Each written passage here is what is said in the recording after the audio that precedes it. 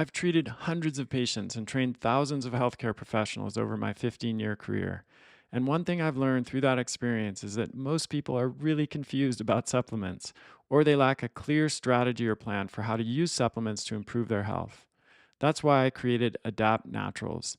It's a supplement line designed to add back in what the modern world has squeezed out and help you feel and perform your best. Our ancestors' diets were rich in the essential vitamins and minerals and phytonutrients we need for optimal function. But today, thanks to declining soil quality, a growing toxic burden, and other challenges in the modern world, most of us are not getting enough of these critical nutrients. I formulated Adapt Naturals using the principles of evolutionary biology and modern research to fill the nutrient gaps that we face today and replicate the nutrient intakes found in an optimal ancestral diet. Our flagship offering is called the Core Plus Bundle, a daily stack of 5 products that gives you everything you need each day, from essential vitamins and minerals like B12, folate, magnesium, and vitamin D, to phytonutrients like bioflavonoids, carotenoids, and beta glucans. You can also order the products in the bundle separately if that works better for your needs. The Adapt Naturals products are made from the highest quality, food-based, or bioidentical ingredients. From cellular and immune health to brain and nervous system support to blood sugar and heart health, we've got you covered. Your supplement cupboard is about to get a lot smaller. We also created an app called Core Reset to help you get your nutrition, sleep, movement, and stress management dialed in. Because no matter how good our supplements are, and they are really good, you can't supplement yourself out of a bad diet and lifestyle. The best part is that you get this app at no additional cost when you order the Core Plus bundle. Head over to adaptnaturals.com, that's ADAPT naturals.com, to learn more and start feeling and performing your best. Hey everybody, Kresser here. Way back in 2008, I wrote an article called The Chemical Imbalance Myth, which challenged the dominant idea that depression is caused by chemical imbalance in the brain and changes in serotonin levels. As you can imagine, it was a pretty controversial article, probably received more comments than just about anything else I've ever written, along with quite a lot of hate mail and pretty strong attacks, despite the fact that the article was very well referenced and included many links to peer-reviewed evidence. And since then, that theory has only fallen apart further, most recently with a landmark paper that was published by Dr. Joanna Moncrieff and colleagues. It was a meta-analysis, so it was a review of meta-analyses that have been published on this topic, and it just systematically debunked the idea that depression is caused by a chemical imbalance and changes in serotonin levels. So that's the topic of this show, and I'm really excited to welcome Dr. Joanna Moncrieff as my guest. She's a professor of critical and social psychiatry at University College London and works as a consultant psychiatrist in the NHS. And she has been researching and writing about the overuse and misrepresentation of psychiatric drugs and about the history, politics, and philosophy of psychiatry for many, many years. I first came across her work in the early 2000s, which is what led to me writing that series of articles, starting in around 2007 or 2008. And since then, I have followed her work for all of that time and continue to be just blown away by how persistent this myth is in the complete absence of evidence to support it. So I just want to warn listeners that this episode could be provocative if you're currently taking an antidepressant, and if this is news to you, that this theory of chemical imbalance is not supported by the evidence. I just want to gently invite you to listen to this with an open mind, to not take it personally, to understand that there are forces at work that, namely pharmaceutical companies that have invested tens, if not hundreds of millions or even billions of dollars in perpetuating this hypothesis, which that's even a generous term to use, a hypothesis. It's really more of a marketing campaign that has been used to sell more antidepressant drugs. And again, this could be disturbing. I want to give you fair warning, but I also hope that you can listen to it and take in some of the information, because ultimately I believe it's incredibly empowering to learn that depression is not some permanent thing that we can't change, some flaw in our brain that can only be addressed by taking a psychiatric drug, and that we actually have quite a bit of agency over our own mental health and the ability to make progress without taking these drugs in many cases. So I realize that's a longer intro than normal, but this is, I think, a very important episode. I really enjoyed this conversation with Dr. Moncrieff, and I have the deepest respect for her work and her persistence in the face of great opposition, not opposition to the science, which nobody really seems to be able to challenge, but just to the general idea. Because, as Upton Sinclair once said, it's difficult to get a man to understand something when his salary is dependent on him not understanding it. And I think that's largely what's going on here with this particular theory. There are just too much money invested in perpetuating it, and also, probably lots of careers and reputations on top of that. So my hope is that as Dr. Moncrieff and others who are publishing, very, very detailed and complete analyses that debunk this theory, that over time the public perception will shift. That's my hope. And I hope that this podcast can play some small role in that happening. So without further ado, let's dive in. Dr. Joanna Moncrieff, thank you for being here. It's such a pleasure to have you on the show. Thank you for having me. Looking forward to our conversation. So yes, I've been really looking forward to this because as we were chatting before the recording started, I've followed your work for at least 15 years. I've been writing about the chemical imbalance theory of depression since then, and over those many years, and other researchers like Dr. Elliot Valenstein. And I think I'd like to just start with the history here.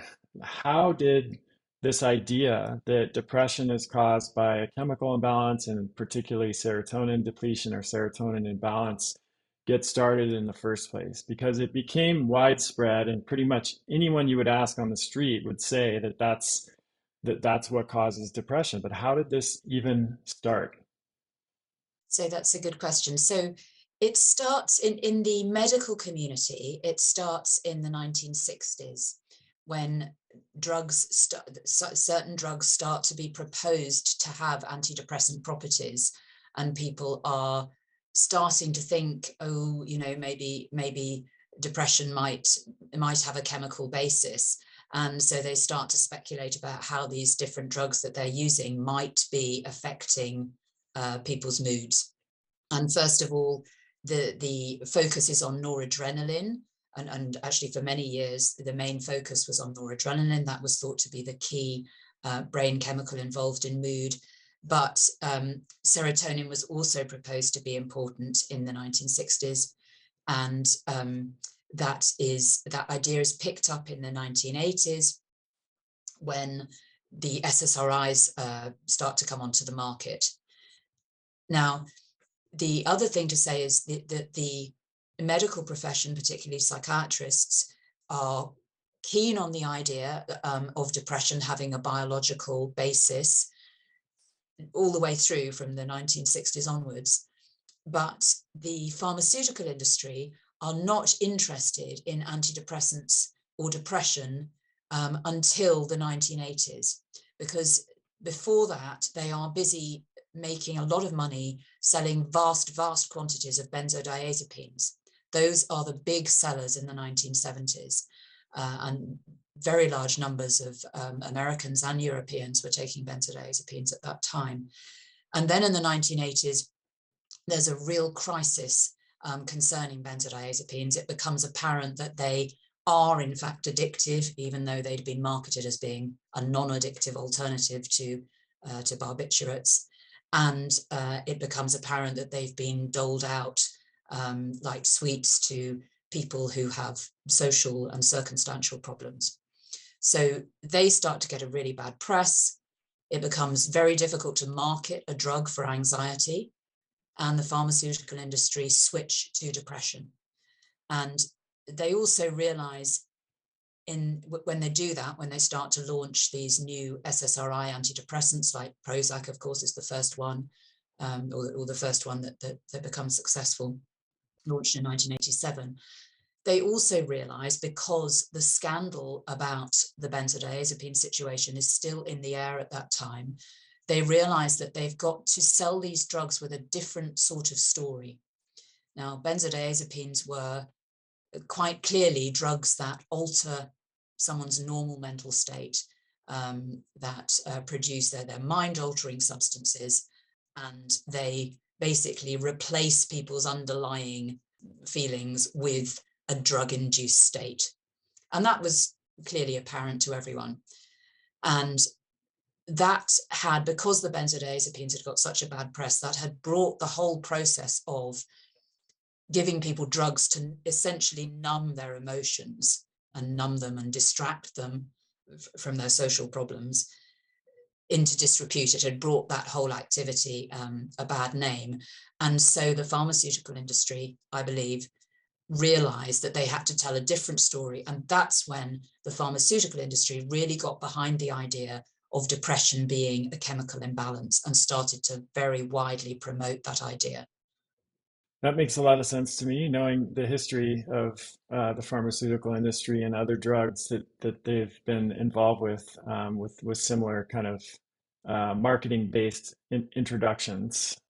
But let me ask two questions as a follow-up, and we can do tackle the first one to begin with, and then move on to the second one. I assume this wasn't just pulled out of thin air, that there was at least some early evidence or some, even if it was later proven to be false or incomplete, that led them in the direction of this chemical imbalance theory. You mentioned early on in the 50s, there was some, I believe there was a bacteriologist named Albert Zeller found that a drug that was the first monoamine oxidase inhibitor, and there were some other sort of indications that these changes in chemicals in the brain were at least possibly contributing to depression. So is that kind of, did they just take a little bit of evidence that existed, even though it was fragmentary and incomplete, and blow that up? Or was there more going on at that point that justified that approach? So really this idea comes from the fact that certain drugs were noticed to alter mood. There was never really any convincing evidence independent from the drug effects that there were abnormalities in brain chemicals, either serotonin or noradrenaline or anything else. So it really was, it was an assumption. There was an assumption made that if you're able to change mood by giving a chemical, therefore depression and mood states must have a biological origin. So that's really what happens. Wow. And the evidence that chemicals change mood, of course, is also, it can be interpreted in different ways, as I suggested for the benzodiazepines. So the early drugs, the first drugs that were thought of as being antidepressants, were drugs that were being used for the treatment of tuberculosis in the old mental asylums. And if you look at the early papers on those drugs, they are clearly stimulant type substances with a profile that is similar to amphetamines. And people recognize that at the time. The early papers say these drugs are very like amphetamines. They keep people up, they make people psychotic.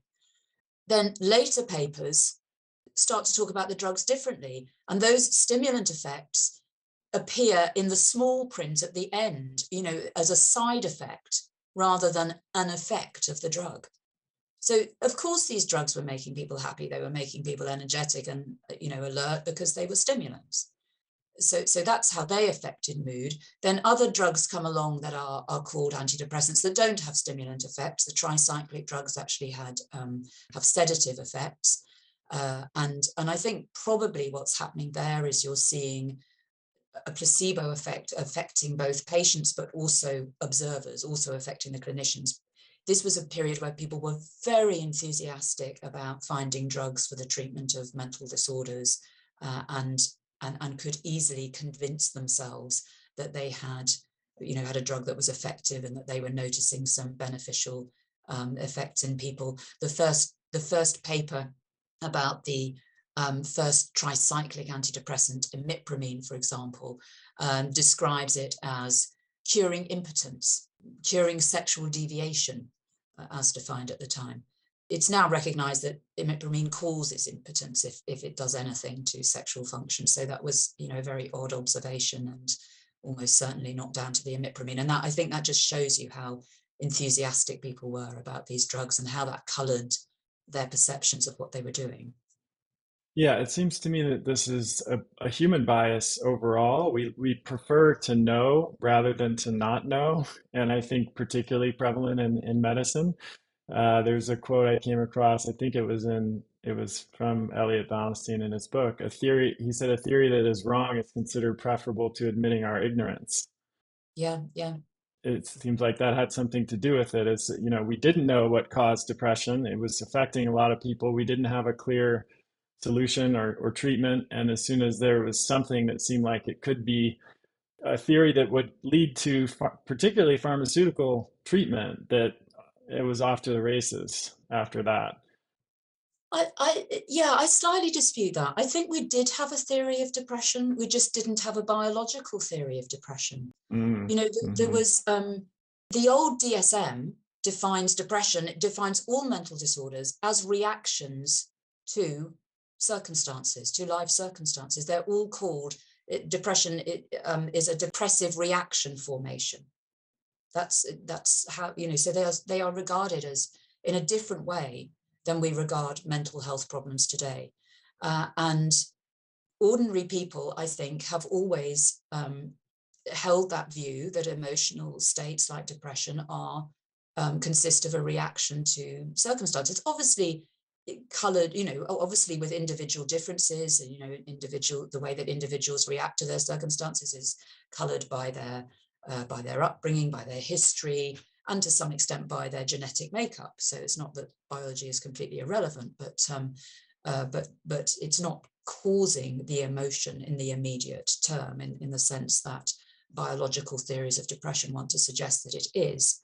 And this came out to me when I was looking at the material from the Defeat Depression campaign, which was a depression awareness campaign run in the UK in the early 1990s, partly funded by the pharmaceutical industry, particularly Eli Lilly, the makers of Prozac. And the people who were running that campaign commissioned a survey before they got the campaign running. And the survey uncovered that most people believed that depression was caused by unemployment, marriage breakdown, poverty. That was people's view of depression. They did not feel that it was caused by a chemical imbalance or a brain problem. And that view was a view that that campaign and the pharmaceutical industry deliberately set out to change and to override, so that they could instill in people views that would be conducive to them taking antidepressants. Mm. That's so fascinating. I want to come back to other potential biological contributors to depression later in the conversation that have been more recently studied and get your take on those. But I want to continue this conversation because that's the main focus of this interview. So we've established that there was never really solid evidence to support the chemical imbalance theory of depression. And now I want to ask you about evidence that contradicts directly that theory.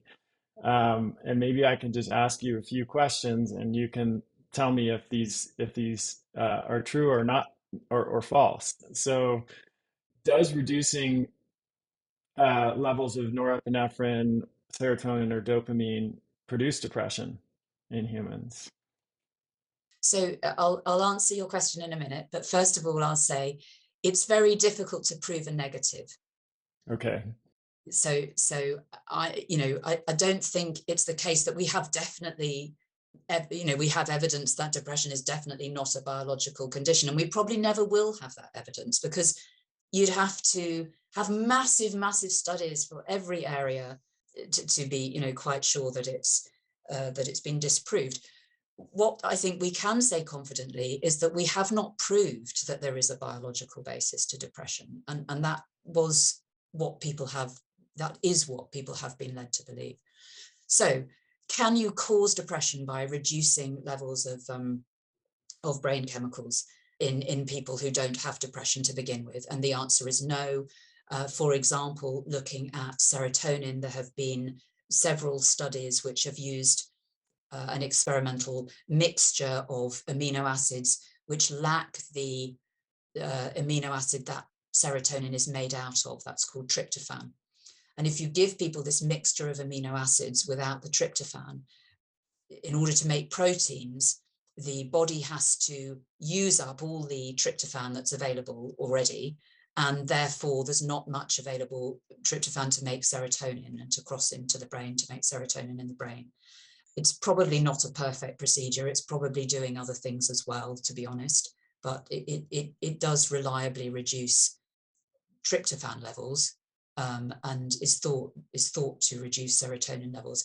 Anyway, that has been compared with giving people a drink of amino acids containing tryptophan, and basically there's no evidence that that produces depression in people who don't have depression to begin with. There are some studies that show that it might make people's depression worse or bring on a temporary recurrence of symptoms in people who have had prior depression.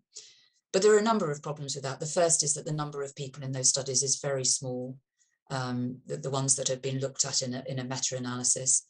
No one's done a recent meta-analysis, and the only studies that we found of that sort that have been done recently actually didn't show any effect in people with a history of depression.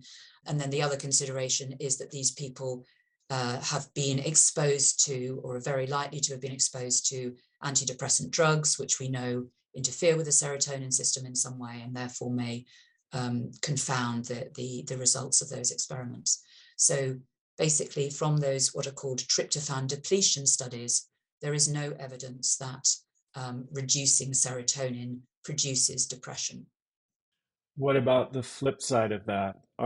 Do drugs that raise serotonin and norepinephrine, like amphetamines or cocaine, alleviate depression reliably? That's a good question. So amphetamine, I think people don't realize actually how little we really know about what drugs do. So SSRIs are meant to increase levels of serotonin, but actually we found some evidence, and it turns out there is quite a lot of evidence out there, that certainly in the long term, they probably reduce levels of serotonin. And they may well, some of them at least, have effects on other neurochemicals that haven't really been very well researched or understood.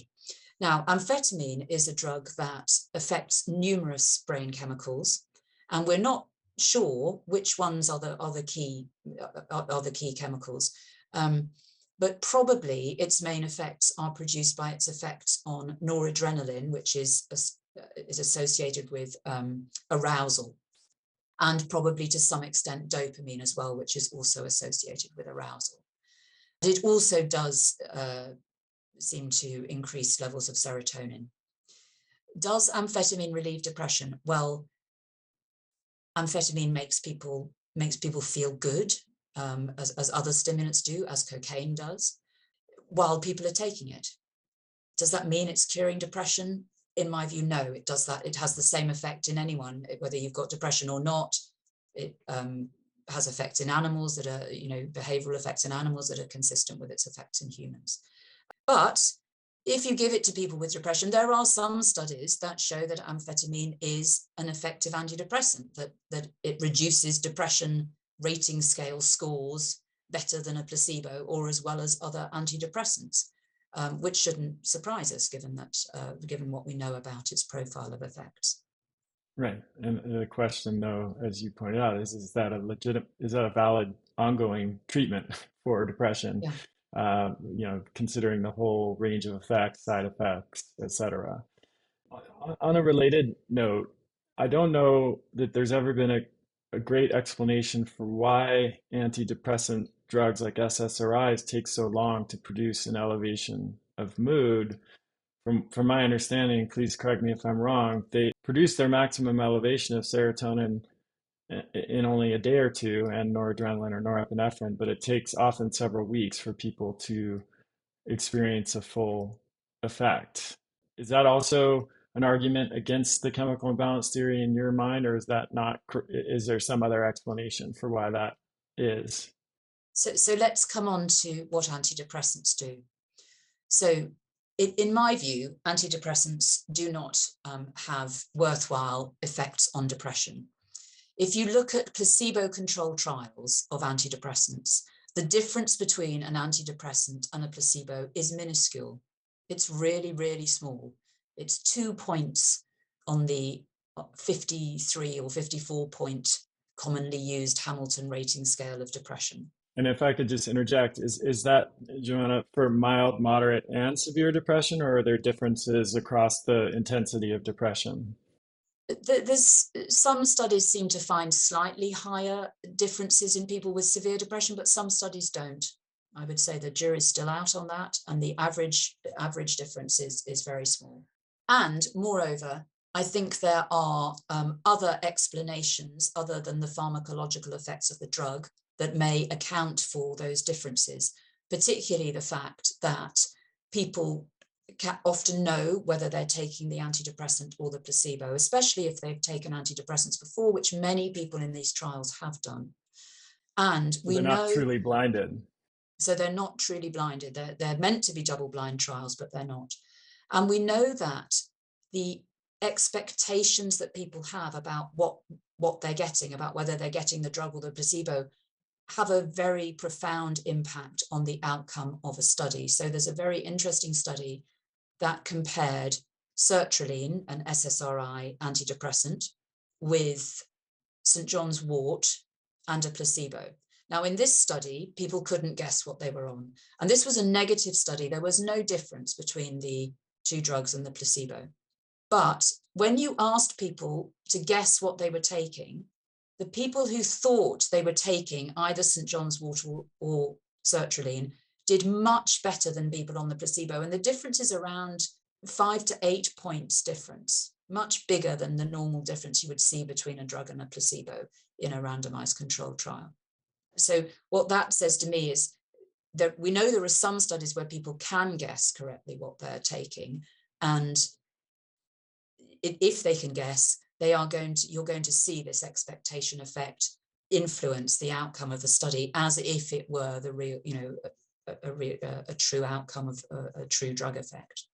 So, sorry, to come back to your question. So my view is that antidepressants actually are no better than placebo, and that the reason why we have this idea that antidepressants take 2 weeks to work is that placebo takes 2 weeks to work.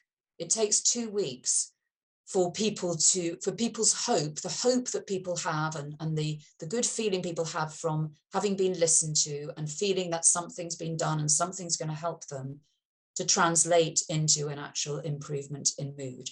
And also, I think it takes 2 weeks for people to often to get out of the situation they're in that has made them depressed. Not everyone, of course, for everyone it takes much longer. For many people it takes much longer, but for some people 2 weeks is an amount of time where actually they can stand back, they can think, okay, maybe I was feeling awful because of this and I could do this about it. Right. It's got nothing to do with serotonin, brain chemicals and how long they're taking to increase or anything like that. It's that's how long it takes for the treatment effect that's caused by a placebo to actually happen. If you've listened to this show for a while, you know that I'm a super active guy. Depending on the time of year, I'm either skiing, mountain biking, hiking, backpacking, surfing, or lifting weights on most days of the week. I also live in a really dry climate at high elevation. For these reasons, I pay a lot of attention to hydration. I've learned the hard way what happens when I get dehydrated, and I know how important hydration is to overall health. But hydration isn't just about drinking water, it's about water plus electrolytes. This is where Element comes in. It's a combination of electrolytes like sodium, potassium, and magnesium in easy to use individual packets that you just add right to your water bottle. And unlike most electrolyte products on the market, Element is free of sugar and artificial junk. I drink Element every day, and it's made a huge difference in how I feel. Even with my training and profession, I don't think I realized how often I was dehydrated before I made Element part of my daily routine. If you'd like to try it, the folks at Element have an exclusive offer for my podcast listeners. You can get a free sample pack with one of each of the 8 flavors Element sells when you purchase any Element product.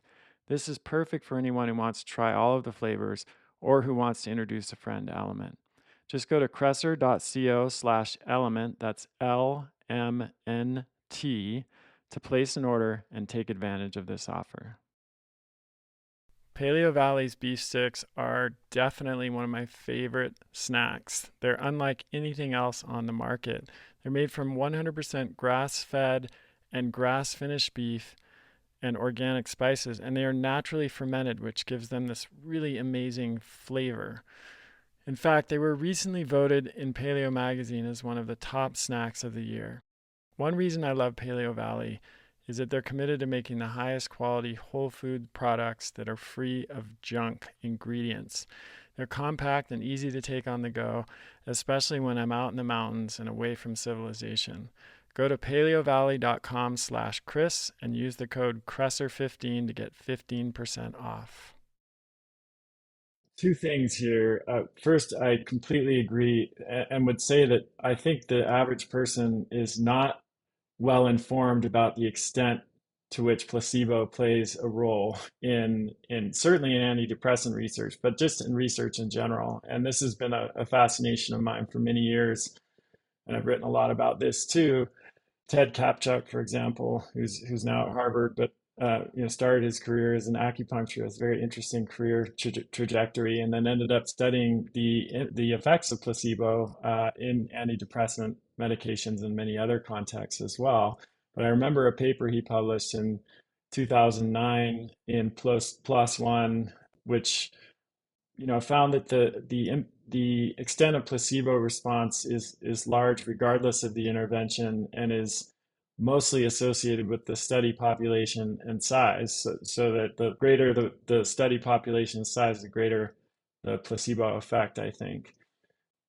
What would you say? Because what happens from whenever I write articles about this, and I do want to be sensitive to people who are listening as well, I get sometimes vitriolic hate mail from individuals who insist that they have been helped by antidepressants, who know beyond a shadow of a doubt in their bones that it was the medication and not a placebo effect that helped them, and that take great offense to the suggestion that the drug that didn't have an effect and that depression is not biological because their interpretation of that often, I think, is that means depression is my fault, that there's something wrong with me, that I'm to blame for what's going on. This is all on my shoulders. And if only I was a better person or could live my life better, then I would not be depressed. And that story is, pretty heavy for most people to take on and not preferable to the idea that depression is caused by a chemical imbalance that the medication could fix. I imagine you've encountered this as well, whether from patients or other researchers or professionals in the field. So I'm just curious how you approach that, how you respond to that. Yeah, yeah, no, that's a really good point. I mean, the first point I'd like to make is it seems to me, I'm not trying to say that people are gullible. When people are really depressed and really distressed and hopeless, it is not at all surprising that being offered something that they are told might help them gives them hope and therefore helps them. So, I don't think I'm really not trying to say that people are gullible. I think it's a very normal human response. So that's one point to make. The second point is I'm not trying to stop people taking antidepressants, but I am trying to make sure that people are informed and that they are not misinformed and misled. And it is a fact that people have been misled into believing that there is a proven chemical abnormality in the brain. And that is not a fact. Nothing of the sort has been proven. The evidence is completely inconsistent and very weak. But the trouble is, of course, that because of this campaign that we were talking about earlier, that was started by the pharmaceutical industry with the support of the medical profession, many people have been persuaded that that is the case and have come to develop an identity that they have something wrong with their brain and that they need a drug or some other physical intervention to put that right. And so, of course, it's very challenging, when someone comes along and says, actually, that identity is not founded on fact. It's not founded on evidence. Of course, that is very challenging. But on the other hand, it's not a good thing to have a brain problem. And being told that actually your brain is normal and your emotional responses are normal is a good thing in the long run. It may be difficult to absorb because you've been persuaded to adopt this identity that's been sold to you, but actually it is a good thing to know that there's nothing wrong with your brain. And yes, it does give us some responsibility for our moods, but that is also a good thing, because that also the flip side of having some responsibility is that there is something that we can do to help ourselves recover. We do have some agency. And I also think we all have emotional difficulties from time to time, and some more than others. I'm not, as I said, there are individual differences, and there are some people for lots of different reasons, but often commonly because of terrible things that have happened to them in their past lives, struggle with their emotions more than others. And people like that deserve sympathy and support. It's, not blame, not you're responsible, get on with it, we're washing our hands of you. People deserve support. You don't have to have I don't think that, people have to have a biological problem or a brain chemical problem in order to merit support from health or social services to get through a difficult time. Right, and maybe an unintended or intended, I'm not sure, effect of this chemical imbalance theory is that they may be less likely to get that support than they would be otherwise if depression was looked at in a more holistic frame. In other words, if everyone is just bought into the theory that it's chemical imbalance and someone goes to the doctor complaining of depression, chances are they're just going to be prescribed an antidepressant, and there's not going to be a referral to a psychologist or another mental health care provider, a psychiatrist. Even if they do go to the psychiatrist, nowadays has largely become a pharmacological interaction where it's just a question of what drug is going to be prescribed. Not many psychiatrists are not doing psychotherapy or providing that kind of support anymore, largely because of this notion has taken such a deep hold in our culture. Yes, I think you're right. Certainly in the UK, a lot of people do get therapy. We do now have a therapy service on the National Health Service that is offered to everyone. But certainly in the past, the option of offering people an antidepressant, I think, has made it less likely that people will get other sorts of help. I also think I think this whole idea that depression is a biological brain-based problem actually means that doctors, psychologists, everyone who's trying to help people with their problems is not really necessarily listening to the problem, because what they're doing is saying, oh, you're someone with depression, you are, that they're dealing with a label rather than with an individual with a unique set of problems. And that's, in my view, that is how we need to help people with depression. We need to see them as unique people who have their own unique set of problems that they need support with, and it will be different for each individual. So this idea that there is such a thing as depression that has, a single sort of treatment or a single collection of treatments is nonsensical to begin with. I think that's such an important point. And going back to what you said before about how, yes, when you take this information in, it can be difficult at first because it challenges an idea that you may have had, and that actually that idea in some, at least at first glance, may in some way make things easier, or at least if someone is interpreting depression as being their fault, it removes that blame from their shoulders. And so there is a kind of a way that I could see that, that makes it easier. And I'm just, I'm speaking personally as someone who suffered from depression in my life. So I know what it feels like, and I know, I've been through this myself. So I'm not at all lacking in empathy for people who struggle with depression, because I've been through some pretty dark places, personally.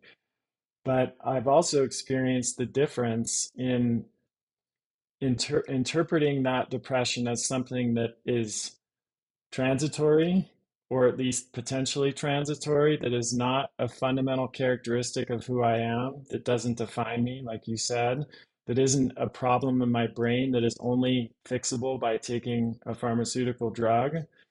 And one of the things that actually really empowered me was your work and the work of other people who that debunked this theory. And anger was actually something that helped me to get through this. Anger at pharmaceutical companies for perpetuating this story, and then realizing that I was a victim of that marketing push, basically, that I took on this whole idea of what caused depression. And for me, it was short-lived, because I got exposed to your work and the work of others that disabused me of that myth. But I think that anger can be actually a powerful motivating force in that situation, where people realize that they've been willfully taken advantage of in order to be a profit center for these pharmaceutical companies who want to sell more drugs. And there's very little accountability for those companies for things like this, which is a whole nother conversation. We won't go down that road, but it seems to me that awareness is key. It's the starting point to a different way of dealing with depression, whatever that might be for each individual. But without awareness, you can't even take that next step. Yeah, absolutely. I mean, I've met several people in the same sort of situation since the publication of the serotonin paper, and had many people contact me saying exactly what you're saying, and really feeling very disturbed and very angry about what had happened. Yeah. So that a good segue to the next question. What is the reaction? When I read your paper, my first thought was, oh boy, this is like, uh, I hope Joanna's doing okay. Like, what has the response been like from your peers in your field, and just the public at large? What's it been like since you published that paper? So the response from my peers, from the psychiatric profession, has been basically to try and shut down the debate, and to divert it, and to do anything to stop people questioning the benefits of antidepressants, and to stop people questioning the idea that they work by targeting some sort of biological abnormality. So the tactic has been, oh yeah, of course we all knew that the serotonin theory was wrong, but it's more complicated than that. It's more complicated. Of course, serotonin is involved in some way, and so is this, and so is glutamate, and so is dopamine, and so is neuroinflammation, and just to throw everything at it, to give the impression that there is good research that depression has a biological basis. And I think most crucially to say, don't worry about antidepressants, carry on regardless. This doesn't change anything. Wow, that's incredibly disappointing. I'm sure for you much more than me, but even for me as a bystander, that's it's wild to me that as professionals who are trying to learn as much as we can about how to support our patients and make progress.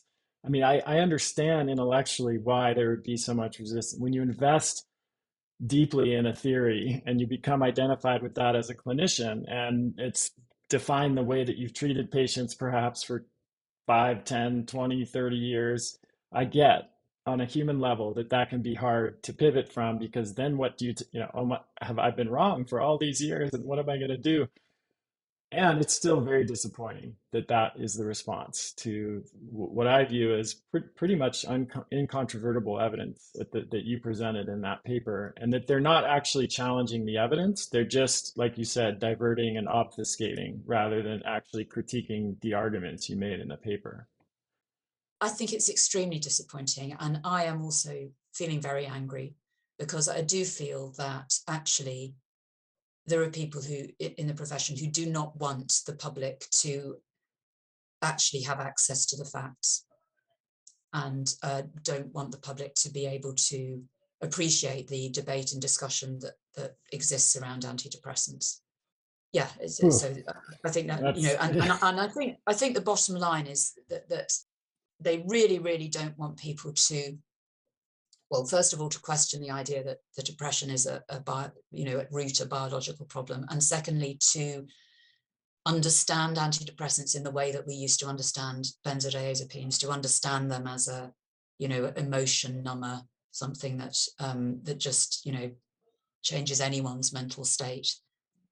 Because people naturally would question whether that's a good idea. And when you start talking about drugs, you know, if you acknowledge that these drugs are not correcting a chemical imbalance, but they are drugs, they're not placebo tablets, you have to acknowledge that actually they're creating a chemical imbalance. They're actually changing our normal brain chemistry.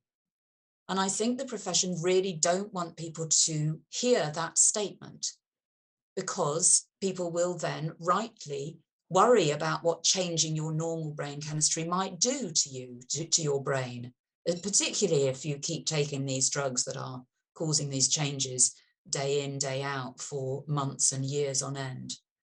And we do have some evidence that long-term use of antidepressants can do some really harmful and damaging things to the brain. Thankfully, not in everyone. I'm not saying this is, a universal experience, but they can. They can cause really severe and difficult withdrawal symptoms, and they can cause sexual dysfunction, which in some people appears to persist after people have stopped taking the medication. Yeah, along with specific populations like teenagers, which I'm particularly concerned about. And before we do that, I just want to ask one more question that I get a lot when I write about this topic, which is this. Okay, so maybe antidepressants don't work by addressing chemical imbalance or serotonin, shifting serotonin levels. Maybe they have pleiotropic effects, like statin drugs, for example, that have, maybe their main, when it was revealed that there might be some issues with, like, the statins are working even when cholesterol levels aren't changing as much as you would think they are, that they have these other pleiotropic effects, which, for people who are listening, are effects that are different than maybe the primary effect that was intended with the drug. I know you've kind of already answered this question when you explained that antidepressants don't work better than placebo on the global level. But what would you say to this argument or this idea that their antidepressants might help some people because of a pleiotropic effect? Since we published the serotonin theory, there seems to be, more and more emphasis on other possible biological theories of what antidepressants might be doing. And one of the popular ones, which also ties into the use of psychedelics that are becoming very fashionable now, is the idea that they stimulate neurogenesis and that there's some deficiency of neurogenesis in depression. There is no evidence for this. There are some mostly animal studies showing possible increase in markers of neurogenesis, but there are many explanations for that. And one explanation is that if you damage the brain, the brain naturally produces neurogenesis to compensate for the damage. So actually finding indicators of neurogenesis is not necessarily a good thing. It might indicate that the drugs are damaging the brain. But actually the majority of evidence comes from studies looking at the size of the hippocampus. Some studies suggest that the hippocampus is reduced in people with depression. Some studies don't. None of these studies have effectively ruled out drug treatment as a possible cause. And that's basically what the evidence comes down to. So this is, I think calling this a theory is actually doing it more respect and justice than it deserves. It's a speculation, along with many other speculations, which has much weaker evidence than there was for the serotonin theory, and that didn't stack up. And the evidence for all these theories is very unlikely to stack up. And in a way, the people putting these theories forward, I think many of them probably know that, and they don't care. They just know that if they put something out there, then they can keep on convincing people that depression is biological and that they need to take a drug to deal with it. And that's the main function of the theory, not actually really to explain anything. Right. Even if that's not what people intend, that is certainly the effect of putting all these ideas out there. If one were cynical, one could say it's more of a marketing campaign than a legitimate scientific theory that's based in published peer-reviewed evidence. Let's talk a little bit about some of the possible long-term negative effects of SSRIs, because I at least want to spend a few minutes on this, because as you pointed out, a lot of people are under the mistaken impression that these drugs are completely safe. They've been used for decades. Every doctor in every practice prescribes them. So how could it be possible that they would have serious long-term side effects and risk? And if you could address, the general population and then any specific populations that are of particular concern, like teenagers, that would be great. Yeah, so antidepressants have a range of side effects or adverse effects like any drug. And immediately speaking, they're probably less impairing to take than some other drugs prescribed for mental health problems, such as antipsychotics, which are more immediately noticeable, slow you down, and have lots of function impairing effects. And modern antidepressants like SSRIs at least produce less of that sort of effect, but nevertheless they do have immediate effects. And one of the very well recognized immediate effects they have is sexual dysfunction. And they interfere with sexual function in almost every way that you could think of. They cause impotence, delayed ejaculation, and reduced genital sensitivity. And this seems to probably correlate with their ability to cause emotional blunting as well. So they are drugs that reduce sensitivity both physically and emotionally. So it's well recognized that they have these sexual effects in a very large proportion of people who take them. 60%, it says in a few studies, and the SSRIs are the particular culprits here. Other antidepressants have less impact on sexual functioning, although they do have some, most of them. So we recognize that they have these effects in the short term. And what has been coming out over the last few years is that in some people, these effects do not go away when you stop taking the drug, and seem to go on for years in some cases, possibly getting better gradually over the years, but we just don't know. We don't have enough really sort of long-term or follow-up evidence. So obviously this is a real worry with lots of young people and teenagers taking these drugs. And I suspect that very, very few doctors are telling people about this. I think very few doctors are actually aware of it. And I think that's partly because there does seem to be in the medical literature, an inclination to publish all these, rosy figures and lots of studies about the benefits of drugs, and a much greater reluctance to publish anything that shows negative effects of drugs, or to fund research that looks at negative effects of drugs. So often these effects start with, we only find out about them sometimes years down the line when people start reporting them. as well as the sexual side effects. I mentioned earlier that the it is now well recognized again that antidepressants cause withdrawal effects. And in many people, these will not be problematic, but in some people, they are problematic, and really can make it very difficult to come off the drugs. So, and in some people, these effects, even when they've come off the drugs, and even when they've come off the drugs quite slowly, in some cases, these effects can go on for months and sometimes years. And I think both of these things just highlight that the brain is a very delicate organ, and we really should not have been messing around with it with drugs, whose long-term effects we had not properly tested. And people really need to know this information. They need to be very, very careful before they take drugs that change the normal state of our brain chemistry and the normal state of our brain functioning. Would you argue that that's particularly true for the developing brain in teenagers and that population is even more susceptible to these impacts? Absolutely. I don't know whether we have evidence about antidepressant side effects in young people, but we certainly have evidence on antipsychotics drugs that the side effects in young people of antipsychotics are more common and more severe.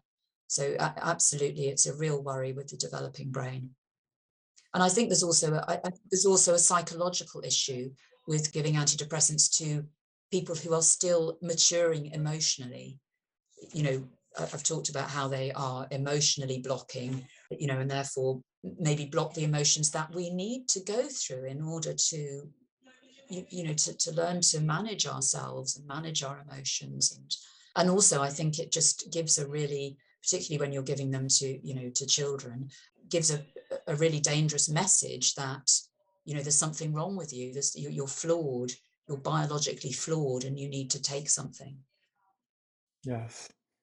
So this has been just incredibly illuminating. I'm so grateful for you spending your time with us. And I want to finish, and I'm sure you would agree with me, by just mentioning that if you're listening to this, you're taking antidepressant drugs, and you're now questioning whether that's a good idea, please don't stop them immediately on your own without consulting with your physician or prescribing clinician, whoever's doing that. There are some risks to doing that cold turkey. And as you know, Dr. Moncrieff, I'm going to have Dr. Mark Horowitz as a guest in a few weeks, who is an expert in how to safely taper off of these drugs, which is another thing, incidentally, that I found very low in awareness about in the general medical community, and that patients are often not given informed consent about how difficult it might be to get off the drugs and how long it might actually take to do that safely, and how to even get proper guidance for how to do that. So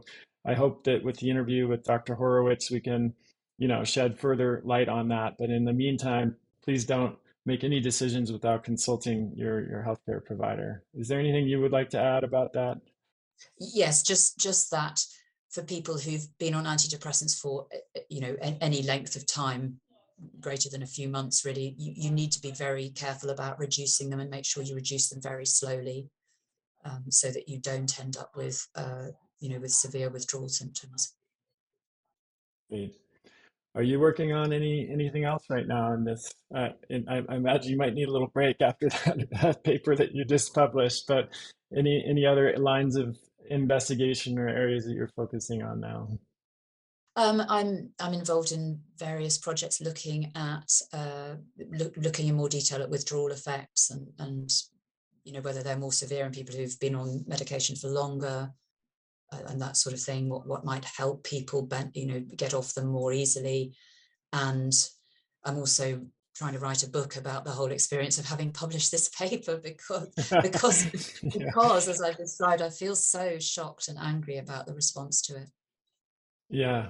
Well, for what it's worth, on a personal level, I want to thank you because I personally benefited from your work and helping to debunk some of the myths around what causes depression. And then I can speak for the thousands of patients that I've treated over the last 15 years that have benefited from that. And then I think also the hundreds of thousands, if not millions, of people who listen to this podcast and read the blog that have directly benefited from your work. So if that's any consolation, we are very grateful for you persisting over so many years against a lot of opposition and as you pointed out, not a welcoming and solicitous reception to this work. It's very important and valuable, and so I genuinely want to thank you for it. Thank you, Chris, and thank you for trying to get the message out there to more people, because I think that's so important. So yeah, thank you for helping me to do that. And thanks everybody for listening to the show. Keep sending your questions in to chriskresser.com/podcast question, and we'll see you next time. That's the end of this episode of Revolution Health Radio. If you appreciate the show and want to help me create a healthier and happier world, please head over to iTunes and leave us a review. They really do make a difference. If you'd like to ask a question for me to answer on a future episode, you can do that at chriskresser.com/podcast question. You can also leave a suggestion for someone you'd like me to interview there. If you're on social media, you can follow me at twitter.com/chriskresser or facebook.com/chriskresserlac. I post a lot of articles and research that I do throughout the week there that never makes it to the blog or podcast, so it's a great way to stay abreast of the latest developments. Thanks so much for listening. Talk to you next time.